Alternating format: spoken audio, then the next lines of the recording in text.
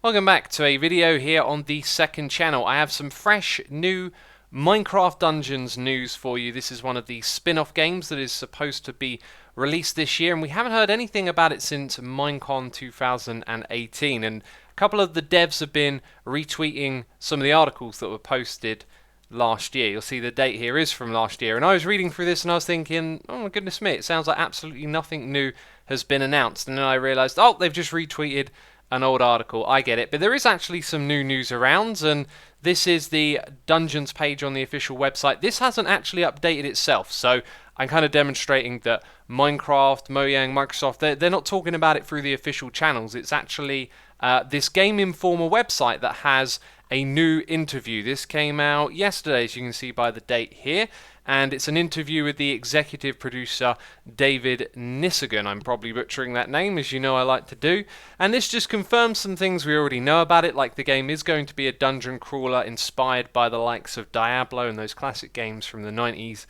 And then it delves into a lot more information. The screenshots and the video that they show here are the things that we've already seen. And so I've read through this article and I've just summarized everything up into bullet points to tell you. So if you want to read this for yourself, it is a good read. There'll be a link to this article in the description box down below. But to summarize it up, I'm just going to talk about all the things in the article. So the development of the game actually began around 3 years ago, and it was developed as a single-player campaign game, but they decided it was so much fun, they wanted to play it with their friends, and they made it into a 4-player game. Now, you can actually play it between 1 and 4 players, and players can jump in and out of the game that you're playing dynamically, and the difficulty of the game will then scale accordingly, which sounds really flexible and nice for multiplayer and playing with your friends. Now, there is going to be an Antagonist Boss character, which is going to be the evil arch-villager. Almost said villager. And there are going to be different classes like mages, rangers, and melee, but they're not going to be locked to the character that you play as.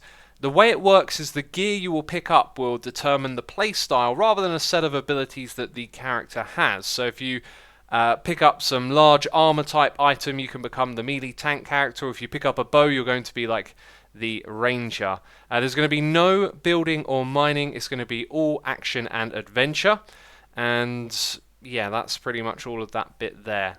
Right, moving on to the next part in my notes. Enchanting is going to be part of the game. It will be slightly different from what we normally know. They mentioned that they wanted to kind of get away from the menus and the way that it currently works. So when items drop, and these can be the same type of item, they will have random enchantments, and these enchantments will do a variety of different things. So it's kind of emulating the classic Diablo system where you grind mobs and you get a variety of different items and you have to weigh up which ones you think are going to be better for your playstyle. Mobs will also drop emeralds, which is going to be the game's currency.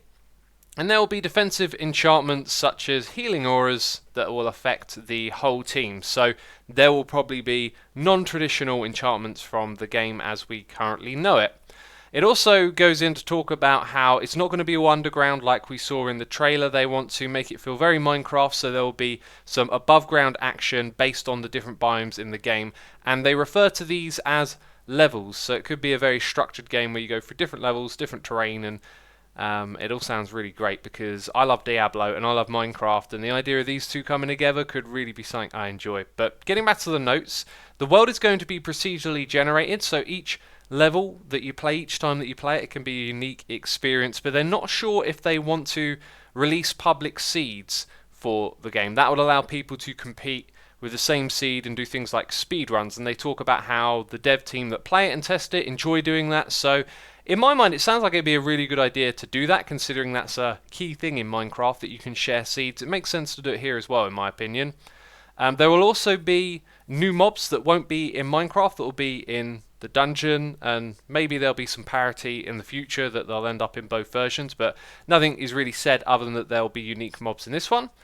And it also hints at a mob that can be picked up. They talk about one of them, a new mob that spies on the players from a distance, and if you catch it you can pick it up. So that's about all they said. It does sound very interesting, and the release date is still 2019. We're approaching halfway through the year, so they've said very little so far. Maybe this is the beginning of more information becoming available and us getting closer to a release. But based on how quiet they've been, I wouldn't be surprised if a date is released at Minecon in September, and maybe that's for like an October-November release for this game before Christmas. That's just my speculation, though. Again, if you want to check the article, it'll be linked in the description box down below. I will also link to these two parts on Minecraft.net if you haven't seen them before. There is a video to watch and some images to look at. But I think there's a couple of videos, but there you go. It can all be found in the description box down below. So I hope you enjoyed this video, and I'll see you later. Bye-bye.